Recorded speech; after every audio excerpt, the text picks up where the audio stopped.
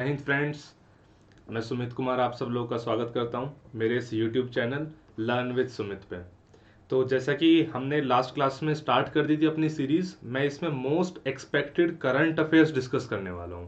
ठीक है, तो पार्ट 1 आप ऑलरेडी देख चुके होंगे, नहीं देखा है तो आप इस प्लेलिस्ट में जाकर देख लीजिए। आज हम कंटिन्यू करेंगे पार्ट 2 को। मैंने जैसे कि बताया था, जुलाई 2019 से लेके जून 2020 तक के करंट अफेयर में डिस्कस करूंगा, बहुत सारे पार्ट्स लाऊंगा। ठीक है, एंड इसमें आपके करंट अफेयर्स यकीन मानो इतने अच्छे तरीके से प्रिपेयर हो जाएंगे कि किसी भी एग्जाम में, चाहे फिर वो एग्जाम एनडीए का हो, एयरफोर्स का हो, नेवी का हो, एसएससी का हो, सीडीएस का हो, वहां पे आने वाले करंट अफेयर के क्वेश्चन आप जरूर मेरे इन स्लाइड्स में से मिलेंगे, आपको जरूर मिलेंगे।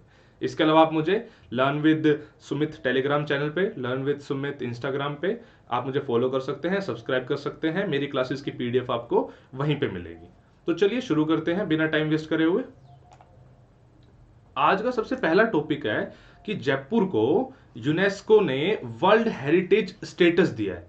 जयपुर आप सब लोगों को पता है, Rajasthani capital, the world city भी बोलते हैं जयपुर को। ठीक है, it is famous for its architecture, it is famous for its architecture. अब मैंने पैटर्न कुछ ऐसा रखा है, धीरे धीरे आप मेरी इसको समझते चलोगे।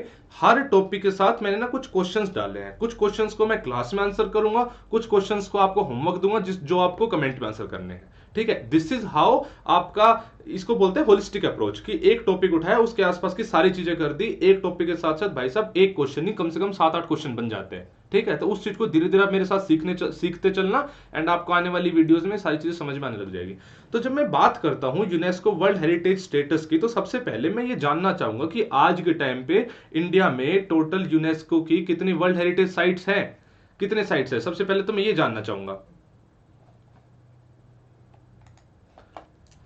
तो भाई साहब ये मुझे पता लगेगा कि टोटल आज के टाइम पे 38 विद इंक्लूजन ऑफ जयपुर, आज के टाइम पे टोटल इंडिया में 38 वर्ल्ड हेरिटेज साइट्स है। इन 38 की क्लासिफिकेशन भी है। मतलब कि देखो, ऐसा नहीं है, वर्ल्ड हेरिटेज साइट का जब किसी को टैग दिया जाता है तो बहुत ही सोच समझ के किसी ना किसी पर्पज से दिया जाता है। इसकी मेनली दो कैटेगरी है। एक है नेचुरल इंपोर्टेंस, कोई साइट अगर नेचुरली पॉइंट ऑफ व्यू से इंपोर्टेंट है तो उसको वर्ल्ड हेरिटेज साइट का टैग दिया जाएगा। इसमें बहुत सारी हमारी वाइल्ड लाइफ सेंचुरीज वगैरह आती हैं। एक दूसरी होती है कल्चरल इंपोर्टेंस। अगर कोई site culturally point of view से इंपॉर्टेंट है तो उसको कल्चरल पॉइंट ऑफ व्यू से, मतलब वर्ल्ड हेरिटेज साइट का टैग दिया जाएगा। Getting my point. तो 38 में से तो भाई साहब अपने 7 जो है sites they are natural sites, and 30 जो है दे आर कल्चरल साइट्स। 30 + 7 हो गए 37। एक साइट ऐसी है, एक साइट ऐसी है जो मिक्स्ड कैटेगरी है। मिक्स्ड कैटेगरी का मतलब क्या है? That is culturally point of view भी इंपॉर्टेंट है and naturally point of view भी इंपॉर्टेंट है। ठीक है, सो यूनेस्को ने इसको मिक्स्ड कैटेगरी में रखा है। ठीक है, तो आपको कमेंट में मुझे आंसर बताना है कि वो मिक्स्ड साइट कौन सी है। तो भाई साहब जयपुर को वर्ल्ड हेरिटेज साइट का दर्जा मिल गया। अब अपना क्वेश्चन ये है कि क्या जयपुर से पहले किसी सिटी को आज से पहले कभी वर्ल्ड हेरिटेज साइट उसका दर्जा मिला है? तो हाँ जी, मिला है। अहमदाबाद थी ऐसी, अहमदाबाद वर्ल्ड हेरिटेज सिटी का टैग पाने वाली पहली पहली सिटी बनी, एंड दूसरी है अपनी जयपुर। इसी के साथ हो गए 38, एंड ये बाइफर्केशन मैंने आपको बता दी है। इसके अलावा एक इस साइट का आप मुझे नाम लिखोगे। This is very very important, because जहां भी कुछ यूनिक कॉन्सेप्ट आ जाता है ना, एग्जामिनर का फेवरेट बन जाता है। चलिए जी, अब जब यूनेस्को की बात आ गई है तो एक और क्वेश्चन मैं आपको यहां पे जरूर पूछना चाहूंगा। सबसे पहले तो यूनेस्को यूनेस्को बहुत सुनते आप आए हो। यूनेस्को की फुल फॉर्म आप मुझे बताओगे, एंड हेडक्वार्टर आप बताओगे, कमेंट में आप बताओगे। देखो कुछ कुछ मेहनत ना खुद भी करो। अगर सब कुछ मैं स्पून फीड कर दूंगा तो बहुत ज्यादा मजा नहीं आएगा। धीरे धीरे गूगल का यूज करने की आदत डालोगे तो चीजें बहुत ही इजी लगने लग जाएगी। आपको फिर किसी के सपोर्ट की जरूरत भी नहीं रहेगी। विद टाइम सारी चीजें आप अपने आप करने लग जाओगे। तो इसलिए मैं आपको गूगल की आदत भी दिलवाना चाहता हूं। तो आप गूगल पे जिसको पता है वो कमेंट में वैसे लिखे, इसको नहीं पता गूगल पे सर्च करके लिखेगा, यूनेस्को की फुल फॉर्म लिखेगा, एंड ये कहां पे हेडक्वार्टर है ये लिखेगा। तो ज्यादा आपका काम ना हो इसलिए मैं कर देता हूं, जो ये क्वेश्चन मैंने पूछा था एक, ये मैं बता देता हूं। ये हमारे सिक्किम में लोकेटेड है, कंचन दिजुंगदा। कंचन दिजुंगदा आप स्पेलिंग वगैरह देख लेना। ठीक है, नोट कंचनजुंगा, कंचन दिजुंगदा नाम है। ठीक है, सिक्किम में this is a wild life sanctuary. ठीक है, and obviously part of so many natural projects. तो भाई इसको इसको हमने मतलब हमें बेसिकली स्टेटस मिला है वर्ल्ड हेरिटेज साइट्स का मिक्स कैटेगरी में। तो उस क्वेश्चन का आंसर मैंने कर दिया, आप मुझे कमेंट में आंसर बताओगे यूनेस्को की फुल फॉर्म एंड उसका हेडक्वार्टर। चलिए जी, अब नेक्स्ट टॉपिक की तरफ बढ़ते हैं। नेक्स्ट टॉपिक इज जुलाई में 20 जुलाई 2019 में 50 साल पूरे हुए। 50 साल पूरे हुए किसको? अपोलो 11 को। किसको? अपोलो 11 को। अपोलो 11 क्या था? अपोलो 11 वो मिशन था जिसमें पहली बार किसी इंसान ने मून पे कदम रखा। नील आर्मस्ट्रॉन्ग, आप सबने नाम सुना होगा। नील आर्मस्ट्रॉन्ग पहले बंदे थे, उनके साथ थे बज एल्ड्रिन। ये पहले लोग बने जिन्होंने मून पे कदम रखा। तो भाई साहब 50 साल पूरे हुए हैं, तो एग्जामिनेशन पॉइंट ऑफ व्यू से इंपॉर्टेंट होगा। जब भी चीज ऐसे पूरी होती है ना 50, 75, 100, तो वो एग्जामिनेशन पॉइंट ऑफ व्यू से बहुत ज्यादा इंपॉर्टेंट हो जाती है। तो जी कौन सा मिशन था जिसके तहत नील आर्मस्ट्रॉन्ग ने बेसिकली मून की धरती पे, धरती तो वर्ड ही अब गलत हो गया, मून की जमीन पे पैर रखा था? तो अपोलो 11 था जी।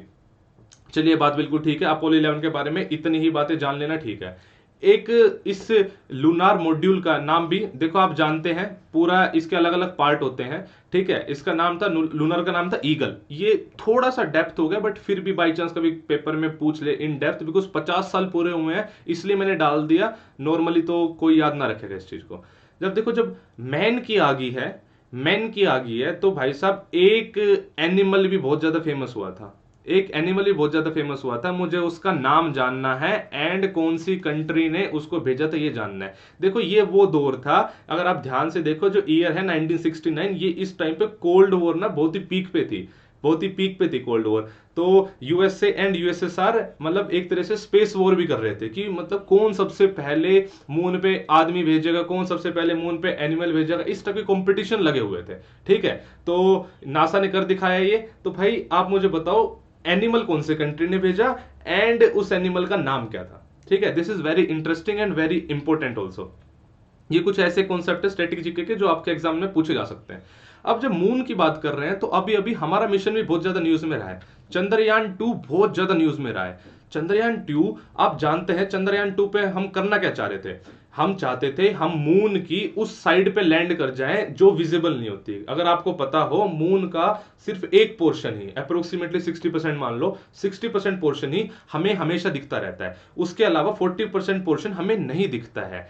तो ये जो चंद्रयान 2 था ये चाहता था कि बेसिकली हम उस पॉइंट पे लैंड कर जाएं, उस पोर्शन पे लैंड कर जाएं, सो दैट हम वहां पे भी कुछ रिसर्च कंडक्ट कर सके। अल्टीमेटली ये मिशन फेल हुआ था। अगर आपको याद भी हो तो पीएम मोदी खुद इसकी लैंडिंग देखने के लिए गए थे, देन मिशन फेल हो गया, कॉन्टेक्ट छूट गया था। तो मोदी जी ने के-7 को गले भी लगाया था। वो सारी घटनाएं एंड मीम्स के रूप में बहुत ज्यादा फेमस है इंस्टाग्राम पे, ठीक है। के-7 इसरो के चेयरमैन है। तो जब चंद्रयान 2 इतना ज्यादा न्यूज में रहा है तो इससे जुड़ी एक दो बातें और है। लैंडर का नाम क्या था? इसमें लैंडर का नाम क्या था जो लैंड करने वाला था? लैंडर का नाम था विक्रम। एंड विक्रम क्यों था? हमारे स्पेस जगत के कर्ता धर्ता डॉक्टर विक्रम, अपने स्पेस जगत के कर्ता धर्ता डॉक्टर विक्रम, उनकी 100 साल पूरे हो रहे थे उनके बर्थडे को 2019 में। दैट इज वाई उनको रिस्पेक्ट देने के लिए ही ये सारा मतलब विक्रम नाम रखा गया। 2019 में प्लान कर रहा था तो विक्रम का नाम भी डाल दिया। इस टाइप की बातें थी। तो lander the Vikram name is very very important. जब चंद्रयान 2 की बात हो रही है तो कुछ बातें ना चंद्रयान 1 के बारे में कर लेते हैं। भाई चंद्रयान 2 तो डेफिनेटली चंद्रयान 1 भी कभी ना कभी भेजा होगा हमने। तो चंद्रयान 1 हमने भेजा था 2008 में।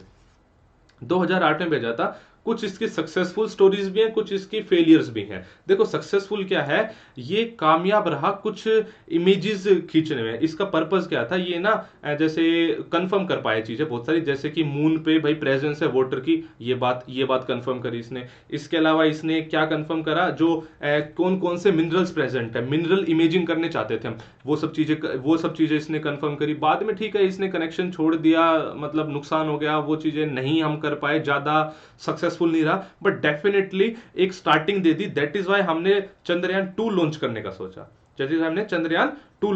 सोचा। अगर इंडिया ऐसा कर देता, लैंड करवा देता इंडिया, जो फेल हुआ कोई बात नहीं, हम आगे सक्सेसफुल होंगे, चंद्रयान 3 हम लॉन्च करेंगे, डेफिनेटली वी विल कनकर, ठीक है। लेकिन अगर ऐसा कर देता तो ऐसा करने वाला इंडिया ना चौथा कंट्री बन जाता। USA, Russia and China already कर चुके हैं, लैंडिंग करा चुके हैं। ऐसा करने वाला इंडिया वर्ल्ड का चौथा कंट्री बन जाता। बट कोई बात नहीं, थोड़ी सी असफलताएं हमें मिलती है, तभी जाके सफलता के दरवाजे खुलते हैं, तो कोई दिक्कत वाली बात नहीं है। आपको ये पूरा टॉपिक समझ में आया? इससे जुड़े मैंने काफी क्वेश्चंस बता दिए। मैंने बीच में के सिवन का नाम भी लिया।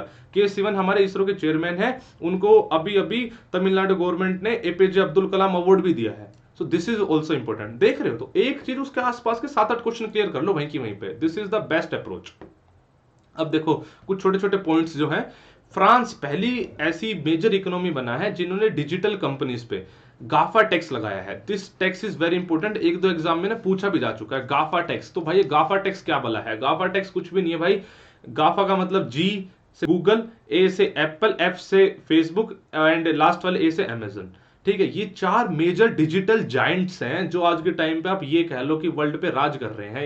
इनका कॉम्पिटिटर इतना बड़ा कोई नहीं आ पा रहा है। ठीक, अपने अपने फील्ड में दे आर अमेजिंग, बहुत ज्यादा ये पैसे कमाते हैं। उस रिस्पेक्ट में टैक्स इन पे नहीं लगाया जा रहा है। दैट इज वाई फ्रांस पहली इकोनॉमी बनी जिसपे इन्होंने अलग टाइप का मतलब एडिशनल टैक्सेस लगाए, जिसको बोला गया गाफा टैक्स। आपको गाफा की फुल फॉर्म पता होनी चाहिए, कौन सी पहली मेजर इकोनॉमी बनी है ये पता होना चाहिए। Very very important from examination point of view.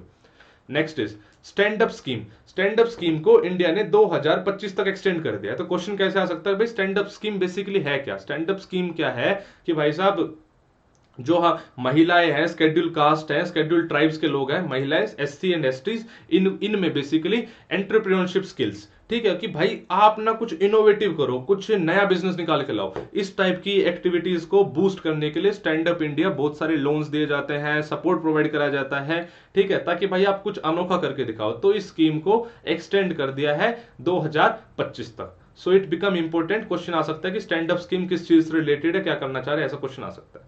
Next is WHO ने कहा कि मतलब कुछ कंट्रीज WHO ने सेलेक्ट करी एंड एक इनिशिएटिव लॉन्च करा, that is known as E20। Question सीधा सीधा आ सकता है, E2020 का मतलब WHO ने एक इनिशिएटिव लॉन्च करा है, that is known as E2020। उसका भाई साहब मतलब क्या है, करना क्या चाह रहा है WHO? देखो 2-3 चीजें हैं। एक तो WHO के बारे में एक दो बातें जान लेंगे, इसके अलावा E20 का मतलब है एलिमिनेट मलेरिया। कुछ कंट्रीज को सेलेक्ट करके इन्होंने बोला है कि भाई साहब मलेरिया को यहां से हमें एलिमिनेट कर देना है 2020 तक। ठीक है जी, E20 का मतलब समझ में आया, मलेरिया को एलिमिनेट कर रहे हैं। जब मलेरिया आ गया तो एक दो साइंस के क्वेश्चन भी डिस्कस कर लेते हैं। साइंस के क्वेश्चन क्या है भाई, मलेरिया आपको पता है मच्छर के काटने से फैलता है, तो कौन सा मच्छर है, कौन सा मच्छर इसके काटने से मलेरिया फैलता है? That is known as anopheles. देखो स्पेलिंग्स में थोड़ा सा देख लेना, स्पेलिंग्स में गलती हो सकती है। एनोफिलिस, अच्छा ये भी फीमेल एनोफिलिस। ठीक है, इसके काटने से मलेरिया फैलता है। चलिए बहुत ही बढ़िया बात है। ये देखो ये तो WHO इरेडिकेट कर रहा है कुछ कंट्रीज में। अब इंडिया ने क्या प्रण लिया, कब हमने टारगेट रखा हुआ है कि हम मलेरिया को इंडिया से पूरी तरह से निकाल देंगे। ये हमने टारगेट रखा है 2027 का। 2027 में अपना टारगेट है पूरी तरह से। देखो उसके पहले छोटे छोटे और भी टारगेट है, 2022 में हम कुछ डिस्ट्रिक्ट से निकाल देंगे इस टाइप के, बट फाइनली 2027 तक कंप्लीटली एलिमिनेट करने का अपना प्लान है इसमें। चलिए ठीक है, मलेरिया के बारे में 2-3 बातें इनफ होगी, बहुत है इतना। इसके अलावा next is headquarter of WHO। जब WHO की बात चल रही है तो इसका हेडक्वार्टर भी देख लो। इसका हेडक्वार्टर है जेनेवा में, जेनेवा स्विट्जरलैंड। ठीक है, ये भी हो गया। चलो जी 2-3 चीजें हो गई। अच्छा एक और बात बता दो, जब मलेरिया का मैंने वो बता दिया आपको कि कौन से मच्छर से फैलता, तो एक काम करो ना, आप डेंगू का बता देना कि आप डेंगू कौन से मच्छर से फैलता है। बहुत ही ज्यादा न्यूज में यही दो हैं जो बीमारियां रहती हैं मच्छर के फैलने की वजह से। चलिए जी नेक्स्ट आगे बढ़ते हैं। यामिल योमैन बेसिकली एक बटरफ्लाई स्पीशी है, वेस्टर्न घाट्स में पाई जाती है। वेस्टर्न घाट्स आ गया तो वेस्टर्न घाट्स को पकड़ लूंगा, आपको पता है। ठीक है, इसको state butterfly of Tamil Nadu declare करा गया है। 2-3 तरह से ये इंपॉर्टेंट टॉपिक बन गया। एक तो क्वेश्चन सीधा सीधा आ जाएगा कि which butterfly is declared as state butterfly of Tamil Nadu, तो सीधा सीधा तमिल योमैन, या इसका साइंटिफिक नेम किरोक्रोआ थाइस। चलो ठीक है, ये तो हो गया एक क्वेश्चन। अब मैंने पकड़ लिया वेस्टर्न घाट्स को कि भाई साहब वेस्टर्न घाट्स ही बहुत ज्यादा न्यूज में रहे हैं। केरला में फ्लड आना एंड फलाना ढिमकाना, वेस्टर्न घाट्स न्यूज में रहते ही रहते हैं। सबसे पहली बात तो मुझे बता दो वेस्टर्न घाट्स ना कितनी स्टेट्स में फैले हुए हैं। हाउ मेनी स्टेट्स, कितनी स्टेट्स में वेस्टर्न घाट्स फैले हुए हैं। This is very important. बच्चे ना कंफ्यूज होते हैं, 5 या 6। ये इनफैक्ट यूपीएससी CDS का भी क्वेश्चन है जिसमें मतलब इसी चीज को घुमा फिरा के पूछा हुआ था। तो देखो स्टार्ट करते हैं नीचे से।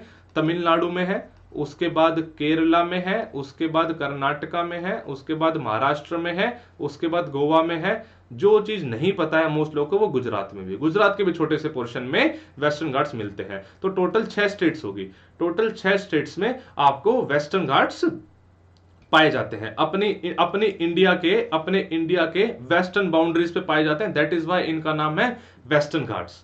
ठीक है, 6 स्टेट्स वेस्टर्न घाट्स। इसी में बहुत ही फेमस माउंटेन सिस्टम है, that is Nilgiri hills. Nilgiri hills, तो नीलगिरी हिल्स का नाम क्यों है नीलगिरी हिल्स? बिकॉज यहाँ पे हर 12 साल में एक फ्लावर उगता है, वो चेरापूंजी फ्लावर, एंड वो हर 12 साल में उगता है, पूरा नीला होता है। That is why in hills का नाम पड़ गया नीलगिरी हिल्स। चलो बहुत ही बढ़िया है। एक क्वेश्चन ये भी बनता है, वेस्टर्न घाट्स का हाईएस्ट वो बताओ, पीक बताओ, वेस्टर्न घाट्स की हाईएस्ट पीक बताओ।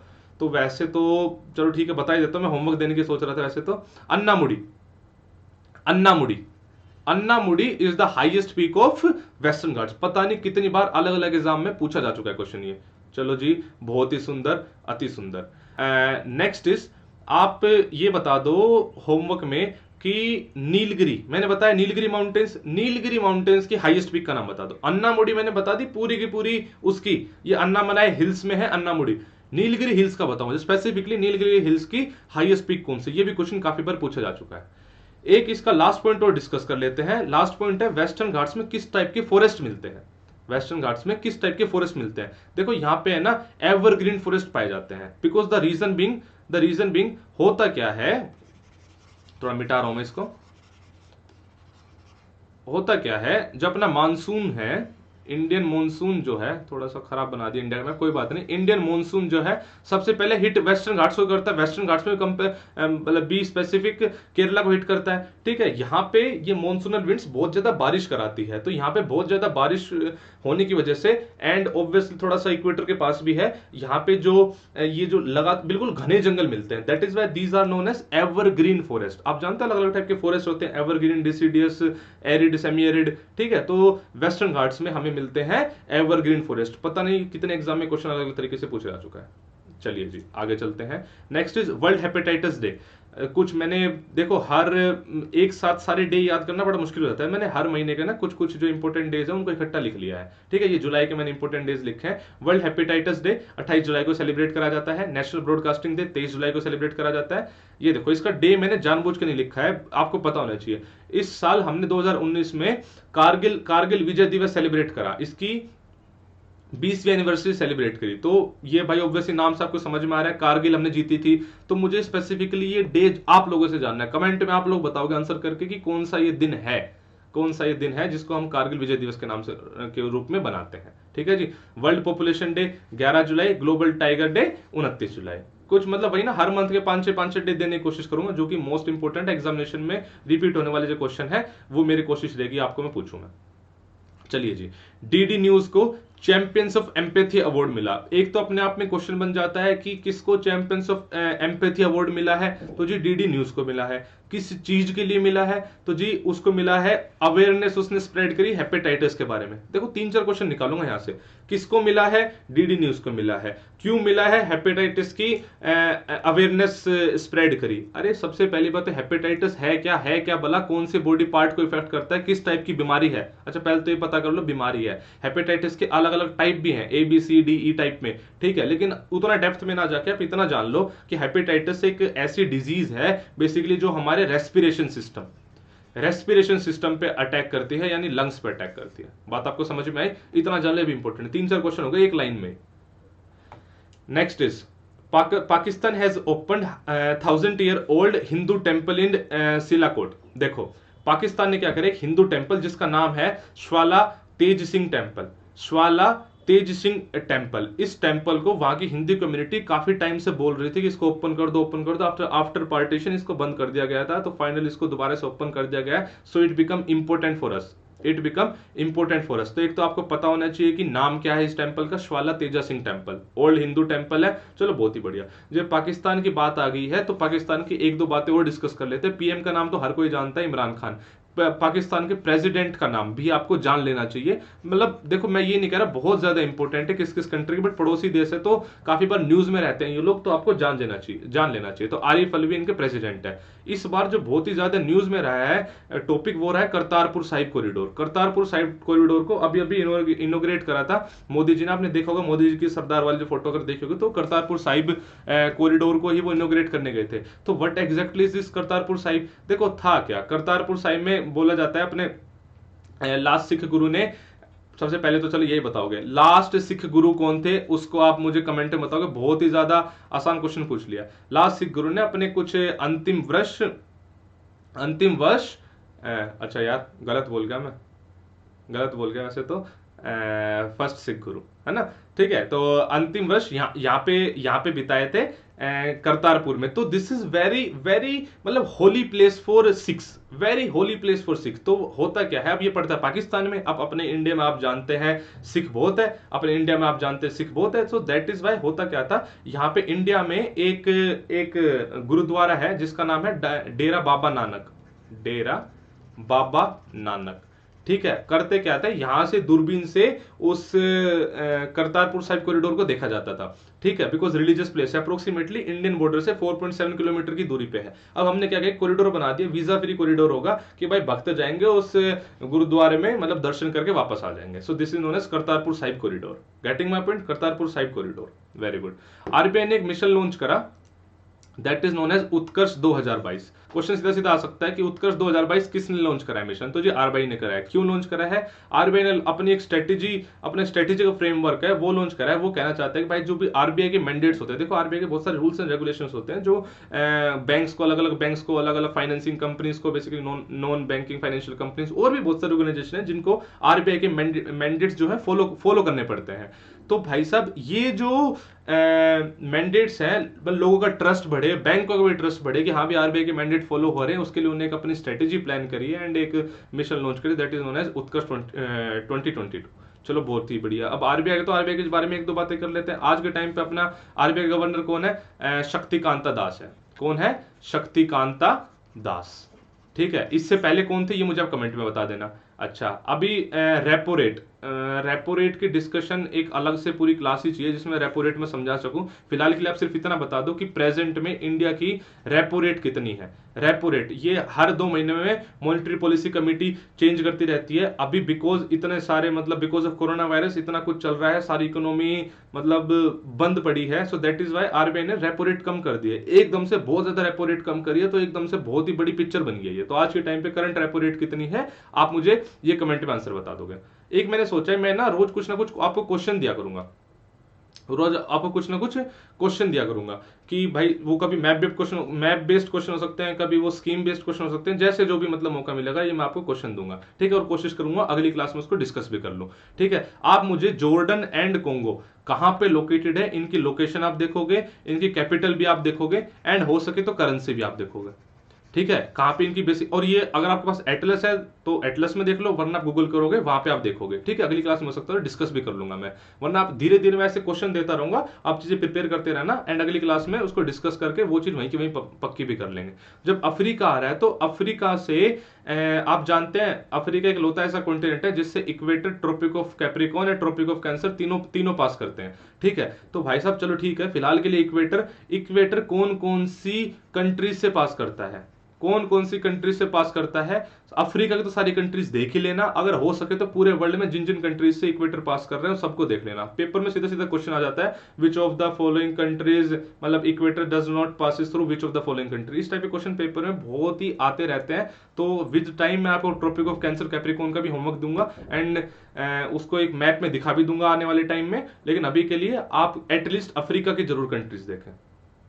तो चलिए जी, इसी तरह से अपना पार्ट 2 खत्म होता है। आप लोग मुझे अनअकैडमी पे फॉलो कर सकते हैं, इसी टाइप से मेरी सीरीज आती रहेगी विद टाइम। अभी करंट अफेयर शुरू कर रहा हूं, बहुत ही जल्दी मैं हिस्ट्री की भी सीरीज स्टार्ट कर रहा हूं मैं।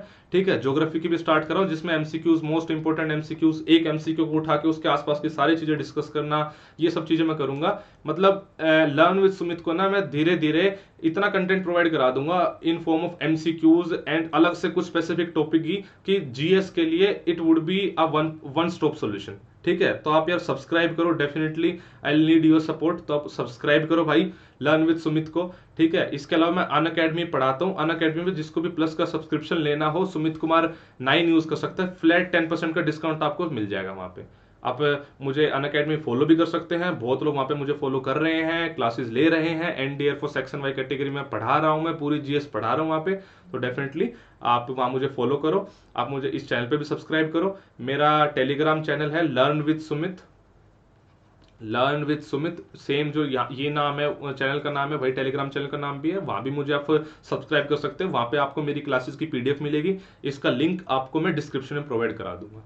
तो चलिए, कोरोना के इस माहौल में मैं उम्मीद करता हूँ आप सुरक्षित हैं एंड अपनी फैमिली का भी ध्यान रख रहे हैं। तो चलिए जी, सुरक्षित रहो, ध्यान रखो अपना। जय हिंद, जय भारत। जल्दी मिलते हैं आपसे पार्ट 3 में, ज्यादा से ज्यादा शेयर करो यार। Bye bye, take care.